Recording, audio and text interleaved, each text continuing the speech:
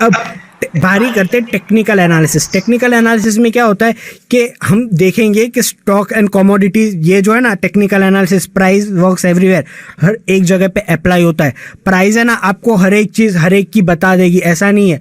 Simple मैं आपको एक ह्यूमन बीइंग पे बताता हूँ किस तरह से, कि सपोज कीजिए मेरे महीने की पहले सैलरी थी 50,000 रुपये, तो मेरा खर्चा क्या काफ़ी कम होता था। अब धीरे धीरे क्या हुआ, मेरे महीने की सैलरी हो गई मान लो 2-2.5 लाख रुपए, तो मेरा जो एक्सपेंस है वो क्या होगा, बढ़ता ही जाने वाला है।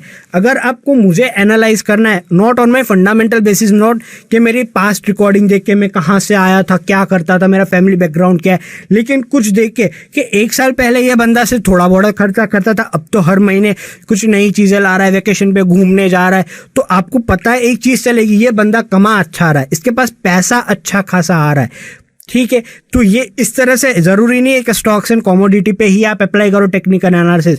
एक इंडिविजुअल पर्सन पे भी करोगे ना, उसका बिहेवियर समझ के, उस पर्सन की साइकोलॉजी को समझ के, तो आप हर एक चीज कर पाओगे और वो काफी ईजी अप हो जाएगा आपके लिए। अब टेक्निकल एनालिसिस हम यूज किस तरह से कर सकेंगे, जनरेट प्रॉफिट्स इंट्राडे। इंट्राडे क्या होता है, आज सुबह लिया मैंने कोई स्टॉक, उसको आज के आज बेच दिया। दूसरा क्या होता है, एक शॉर्ट टर्म, मतलब आज मैं बाय कर रहा हूँ, शायद 2 दिन 4 दिन महीना 2 महीने के लिए होल्ड करूंगा कुछ अच्छे रिटर्न्स के लिए। एंड लास्ट में एक आता है लॉन्ग टर्म के लिए, कि मैंने देखा ये स्टॉक का प्राइस है ना, उसकी वैल्यूएशन के अकॉर्डिंग मेरे को है ना बहुत सस्ता लग रहा है, तो मैं ये प्राइस के अंदर ये स्टॉक में इन्वेस्टमेंट कर देता हूँ। क्यों, मेरा इन्वेस्टमेंट 2 गुना 3 गुना हो सकता है। फिर टेक्निकल एनालिसिस का फायदा क्या होगा, वो आपको बताता है कि कब आपको बाई करना चाहिए, कब आपको सेल करना चाहिए। वो कौन से बेसिस पे बताता है, सिर्फ एक, वो कौन सी प्राइस के बेसिस पे, प्राइस कितनी एक्यूरेट है बाइंग के लिए, कितनी इनवैलिड है या वैलिड है।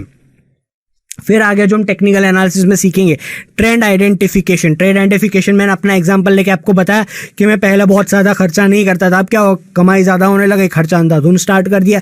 तो आप मेरा एक ट्रेंड देख सकते हो, ट्रेंड मतलब कितने टाइम से चला आ रहा है ये, उसको कहा जाता है ट्रेंड की आइडेंटिफिकेशन। फिर क्या होती है ट्रेंड की स्ट्रेंथ। अब ट्रेंड स्ट्रेंथ में आपको एक इजी वे में एक्सप्लेन अगर करूँ तो ये खर्चा मैंने जो स्टार्ट किया अपने ऊपर, ठीक है, हर महीने ऐसा नहीं कि मैं एक महीने 20,000 एक्सपेंस किया, दूसरे महीने 30,000 आया, दूसरे महीने वापिस से 10,000 आ गया, तो मेरी जो एक्सपेंस की स्ट्रेंथ है ना वो घटती गई। क्यों, मेरे जो इनकम की स्ट्रेंथ मतलब रेवेन्यू की जो स्ट्रेंथ होगी वो भी घट चुकी होगी। इसको बोला जाता है नॉर्मल ट्रेंड की स्ट्रेंथ। मतलब मार्केट में जब भी आप प्राइजेस पे हम फोकस करते हैं कि प्राइजेस डिमांड कितना स्ट्रांगली ऊपर जा रही है, कि जो प्राइस उसको मिल रही है बायर्स उसको खींच लेके अपने पास ले आ रहे या नहीं ले पा रहे, कि बायर्स बहुत कम है, ये चीज़ें हम देखेंगे। फिर क्या होता है ओवरबॉट एंड ओवरसोल्ड। मतलब क्या होता है ओवरबॉट, मतलब ये बंदा है ना बहुत ज़्यादा खर्चा कर रहा है, एक टाइम आएगा कि इसका डाउनफॉल बहुत ख़राब होने वाला है, उसको एक पर्सन के एंड से आता है। सेम स्टॉक में भी ये होता है, कुछ स्टॉक्स होते हैं ना बहुत ज़्यादा भाग जाते हैं, उसकी जो वैल्यूएशन है उससे 10-20 गुना ज़्यादा ऊपर के प्राइसेस पे ट्रेड करते हैं। फिर क्या होता है हमको भी पता है एक टाइम आएगा जब प्रॉफिट बुक होने वाला है। क्यों, मानो मैंने कोई चीज़ 100 पे खरीदी, उसका भाव आज 1,000 रुपये, तो एज एन पर्सन मैं तो अपना प्रॉफिट बुक करूँगा। क्यों, मेरा प्रॉफिट इतना ज़्यादा बड़ा हो चुका है। तो ऐसे ही बहुत सारे लोग गिरेंगे, तब हो क्या गया, वो 1,000 का शायद 500 रुपये आ जाएगा। तो ओवरबॉट एंड ओवरसोल्ड हम करते हैं क्या, प्राइस को हम देखेंगे, एनालाइज करेंगे और समझेंगे। सेम विथ ओवरसोल्ड, क्या स्टॉक है ना बहुत ज़्यादा पिट चुका है, मतलब 1,000 का था, बहुत सस्ते वैल्यूएशन, 400-500 की वैल्यूएशन पे मिल रहा है, कंपनी अच्छी है, फंडामेंटल वैल्यूएशन अच्छे, मुझे प्रॉफिट अच्छा होने वाला है। अगर मैं ये मार्केट में थोड़ा रिस्क लेके बाई अगर कर लेता हूँ तो फिर क्या आता है मिनिमाइज करना रिस्क। अब मिनिमाइज रिस्क किस तरह से होता है, जैसे हम देख रहे टेक्निकल्स एंड फंडामेंटल्स। फंडामेंटल्स में क्या होता है, आप कोई बिजनेस के अंदर एंटर हो गए ना तो आपको नहीं पता है वो बिजनेस को ग्रो होने में टाइम कितना लगने वाला है। कोई भी बिजनेस स्टार्ट करते हैं ना तो ऐसा नहीं होता तुरंत ही वो प्रॉफिट मेकिंग हो जाता है, उसको टाइम लगता है, 1 साल 2 साल 3 साल, कितना टाइम लगेगा किसी को कभी नहीं पता होता। एक एग्जाम्पल KFC, जब KFC स्टार्ट हुआ था नहीं पता था कितना टाइम लगेगा। जब KFC के जो ओनर है उनको एक लास्ट स्टेजेस में अच्छे बड़े अच्छी ग्रोथ हो गई एज की, तब जाके उनको दिखाना है बिजनेस मॉडल हमारा ग्रो अच्छा होना स्टार्ट हो चुका है। तो आपको करना क्या पड़ता है, टाइम काफ़ी ज़्यादा देर देना पड़ता है फंडामेंटल्स में जब भी जाते हो। तो आपको पता नहीं है कि आपका रिस्क कितना है, कि आपको पैसा डालता ही रहना पड़ेगा ये चीज़ों के अंदर। लेकिन टेक्निकल पे सर है ना हम यहाँ पे अच्छे फायदे में होते हैं। किस तरह से, हमको पता है हमारा रिस्क कितना है, कि अगर मैंने कोई टेक्निकल के बेसिस प्राइस एक्शन को मॉनिटर करके कोई स्टॉक के अंदर ट्रेड लिया हुआ है कि 100 की प्राइस पे मैंने बाई किया तो मेरे को पता है मेरा जो रिस्क एंड एपिटाइट वो सिर्फ 5%, मतलब अगर स्टॉक 95 की प्राइस पे आता है तो मैं उसको एग्जिट कर दूंगा अच्छे से। क्यों? मेरे को पता है 95 के बिलो शायद वो और नीचे चला जाए। तो हम लोग क्या करेंगे, टेक्निकल्स के अंदर हमको पता चल चुका है कि स्टॉक को रिस्क मिनिमाइज किस तरह से किया जाता है। तो ये कुछ चीज़ें जो हम टेक्निकल के अंदर पढ़ने वाले हैं। अब कुछ basic differences technical and fundamental के। तो technical analysis study of price and volume. Volume मतलब participation of buyer and seller, कि ये स्टॉक जो ऊपर जा रहा है इतना अच्छे से, तो इसमें पार्टिसिपेशन बायर एंड सेलर का डोमिनेशन किस तरह का हुआ। Fundamental analysis done on mainly by examine financial data end of the company and other factors of industry trend competitors performance, जो मैंने आपको बताया। Technical analysis good for swing trading and short term trading. आपको पता है ये सस्ते valuation के हिसाब से ये प्राइस पे है तो मैं अभी इसके अंदर बाई करके रख सकता हूँ कि मेरे को जैसे ये 400 की प्राइस पे है, मेरे को 10% मिला, 400 का 450 हो गया, 440 हो गया, मैं उसको बेच दूंगा। तो एक 10% प्रॉफिट आप निकालोगे। लॉन्ग टर्म में क्या होता है, आपका पैसा 2 गुना 3 गुना 4 गुना होगा। एक सिंपल मैं आपको एग्जांपल बताऊं, आपको ने मार्केट के अंदर सुना होगा कि विप्रो के अंदर, विप्रो आईटी की जो कंपनी है उसके अंदर 90s के अंदर आपने सिर्फ 10,000 रुपये के स्टॉक्स खरीद लिए होते और भूल जाते तो आपकी करंट वैल्यूएशन कितनी होती, मोर देन 500 CR आज की डेट में, अगर आपने वो होल्ड करके रखे हुए होते तो। लेकिन इतना लॉन्ग टर्म कौन होल्ड करेगा? यहाँ तो क्या होता है, 2 गुना पैसा होता है, लोग निकल जाते हैं कि भाई हो गया डबल, अब ज़्यादा क्यों करे, लालच क्यों, प्रॉफिट ग्रोथ डबल हो चुका है, अब देखेंगे आगे जो होगा वो। तो लॉन्ग टर्म में क्या होता है, आपका 2 गुना 3 गुना 4 गुना 10 गुना पैसा बन सकता है। लेकिन होता क्या है, होल्डिंग कैपेसिटी के, मुझे कितना प्रॉफिट में लेने की केपेबल हूँ। फिर क्या है, technical analysis easy process to generate call by the help of different time frame. मतलब टाइम फ्रेम, अब नॉर्मली जब हम स्टॉक को एनालाइज करते हैं अकॉर्डिंग टू टेक्निकल एनालिसिस तो करते क्या है हम लोग, हमें ना चार्ट पे देखते हैं। अब चार्ट क्या होता है वो मैं आपको बताने वाला हूँ, यूज़ क्या कर रहे हैं। अलग अलग टाइम फ्रेम आती है, daily, weekly, monthly, 1 minute 2 minute, हर एक की।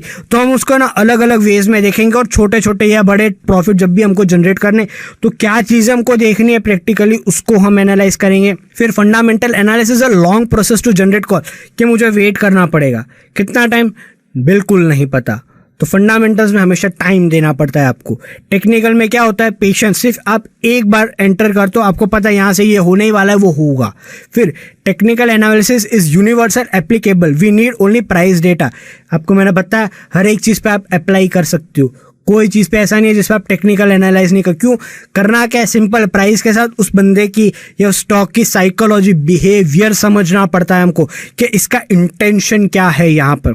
फिर fundamental analysis industry and company specific, कि शायद ये टाइम के लिए ये जो पेंडेमिक आया है तो ये टाइम पे यही इंडस्ट्री के प्रॉफिट होने वाले, बाकी को कुछ नहीं होगा। टेक्निकल्स में ऐसा कुछ नहीं होता, कोई भी इंडस्ट्री हो, कोई भी कंपनी हो, हमको क्या देखना है, एक भाव, प्राइस हमको अगर पता है ना स्टॉक का कि ये प्रॉफिटेबल है, मतलब डिमांडिंग प्राइस है, तो मैं एंट्री करूंगा, नहीं हुआ तो नहीं करूंगा। हमारे लिए क्या है, ऐसा तो है नहीं, करना ही है, ठीक है। फिर technical analysis is 80% psychology and 20% logic. मतलब जो टेक्निकल एनालिसिस होते हैं वो फोकस किस पे करते हैं, हमेशा प्राइस पे फोकस करते हैं।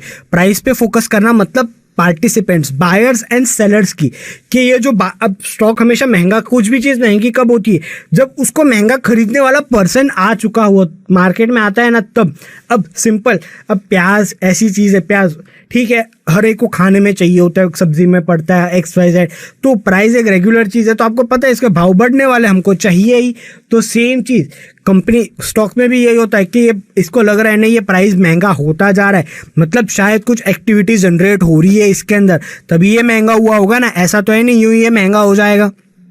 और 20% लॉजिक, लॉजिक मतलब फिर सोचेंगे। अब टेक्निकल एनालिसिस वाले नॉर्मली क्या होता है, एक बार देख लेते हैं प्राइस ये डिमांडिंग में है, आ सकता है या नहीं, उसके बाद देखा जाता है नॉर्मली कभी कभी तो कि कंपनी क्या करती है, कंपनी का ओनर कौन है, बिजनेस मॉडल क्या है। तो हम फोकस किस पे प्रेफर करना स्टार्ट करेंगे, टेक्निकल, जो प्राइस पे। अब फंडामेंटल एनालिसिस क्या करते हैं, 80% लॉजिक के पास जाते हैं, मतलब कंपनी का देखेंगे कि कंपनी का बिजनेस मॉडल कैसा है, उसका क्या ग्रोथ है, कब हो सकता है। अब उसका एक सिंपल एग्जांपल बताता हूँ, येस बैंक। अब येस बैंक क्या है, 12-13 रुपए का स्टॉक है, ठीक है।